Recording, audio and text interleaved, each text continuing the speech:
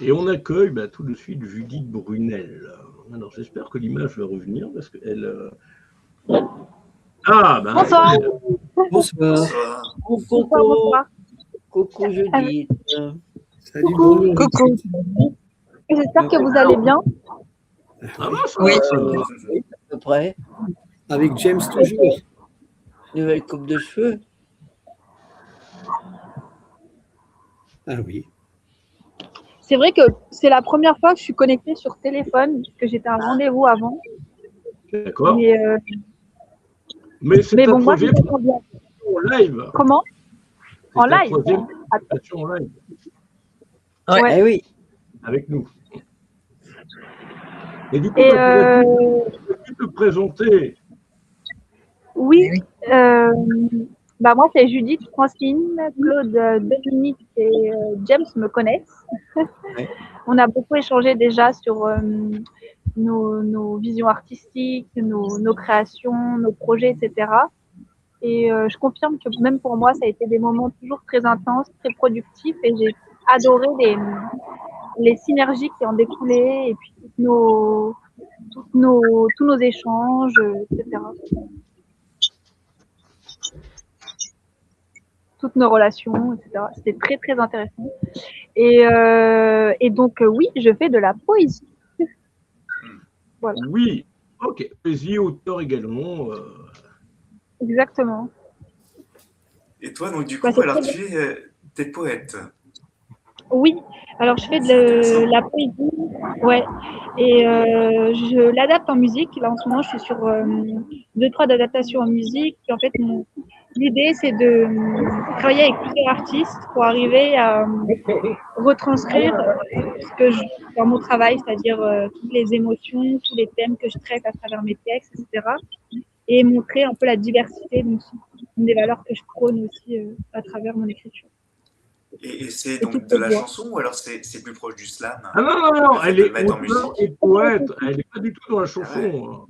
Moi, c'est pas de chanson, en fait. C'est ça, j'écris de la poésie qui après peut s'adapter en musique. Et donc en ce moment, je travaille sur l'adaptation. Voilà, c'est ça. Okay. Exactement. Mais à la base, c'est des livres que je publie avec une maison d'édition. Est-ce que tu pourrais présenter les 2 derniers que tu as sortis, que tu as écrits? Oui. Alors, mon premier recueil est intitulé Succès boisé et autres plaidoiries poétiques. Le second, Bal musqué et autres songes métaphoriques. Donc, succès boisé, derrière, on a l'idée du succès, donc de l'amour, mais aussi de la succession, donc de la fin tragique potentielle de quelqu'un, ou de la succession, entre guillemets, politique, c'est-à-dire qu'aujourd'hui, on a beaucoup d'hommes politiques qui se succèdent. Et finalement, qui se succèdent ou qui ne veulent pas partir, tout court, comme à l'international. C'est ça. Et le bois, ça peut être l'idée de l'itinérance, du chemin qu'on se ferait. Ça peut être l'idée aussi de la langue de bois, donc de la langue du silence. Est-ce que parfois il vaut mieux se taire, parler, etc. Mais la langue de bois, surtout dans les milieux politiques où finalement il ne faut pas parler. Voilà. Et bon, voilà, c'est un recueil qui se veut romantique surtout. Il n'y a pas trop d'amalgame non plus. Et le second, Bal musqué, en fait, je reprends l'image, entre guillemets, de Bal musqué pour faire émerger l'idée du bal diplomatique. C'est une expression journalistique. Pour montrer que l'art a une vision aussi diplomatique, certes. Et musqué pour reprendre l'idée du masque. Donc, c'est le mythe grec avec la tragédie ou la comédie. Mais aujourd'hui, le masque a changé. Et donc, je joue avec le musqué pour jouer avec le personnage d'Elon Musk. Et donc, je reprends les symboles. Par exemple, ça peut être le corbeau, ça peut être Twitter, ça peut être X. Et je fais des poèmes autour de ces symboles parce que pour moi, la société est en changement, en mutation et ça m'inspire. Ok. Et voilà. Justement, maintenant, est-ce que tu pourrais évoquer ta lecture en cours, La promesse de l'aube de Romain Gary? Oui, alors ça a été mon livre de la semaine que j'ai adoré. On y retrouve beaucoup d'inspiration mythique. On y voit aussi la présence des milieux de l'art, donc dans la diplomatie.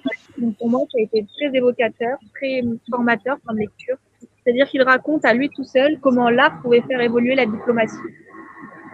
Et je trouve que c'est très, très, très, très intéressant. On y voit aussi le lien de l'éducation, donc de la mère qui retransmet quelque chose à son fils. Donc pour moi, c'est assez important parce qu'on a l'idée de la succession aussi, de la transmission. Et puis on y voit aussi, entre guillemets, un écrivain qui se transforme, qui se plaît dans son travail. Et surtout, ce qui m'a marqué, c'est qu'il a eu 2 fois le prix Goncourt en reprenant alors que c'est interdit, on peut ne l'avoir qu'une fois.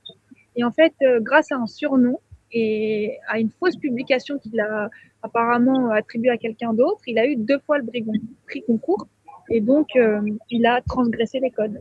Je trouve ça très, très stratégique. Voilà. En tout cas, je vous remercie pour ce moment riche de partage. Et je remercie notamment du coup James pour la création de ces moments et la teneur de ces moments. Avant de répondre à la question qui te... Tu pars juste avant la question que tu m'as toi-même écrite, avant d'y répondre. C'est quel est l'avenir de la littérature, de la poésie et de la presse en France? Alors, la réponse est son avenir est dans nos mains.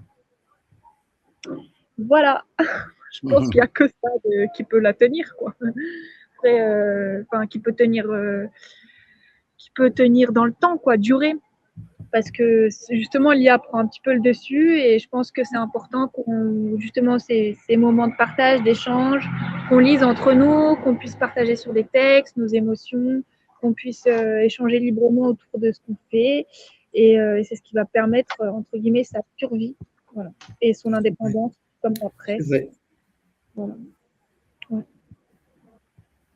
Ok, merci à toi et puis à bientôt.